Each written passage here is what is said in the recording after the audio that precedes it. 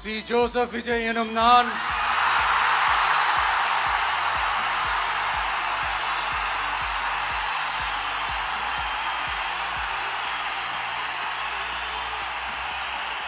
சட்டப்படி அமைக்கப்பெற்ற இந்திய அரசியல் அமைப்பின்பால் உண்மையான நம்பிக்கையும் மாறா பற்றும் கொண்டிருப்பேன் என்றும் இந்திய நாட்டின் ஒப்பில்லாத முழு முதல் ஆட்சியையும் ஒருமையையும் நிலை நிறுத்துவேன் என்றும் தமிழ்நாட்டு அரசின் முதலமைச்சராக உண்மையாகவும் உளச்சான்றின்படியும் என் கடமைகளை நிறைவேற்றுவேன் என்றும்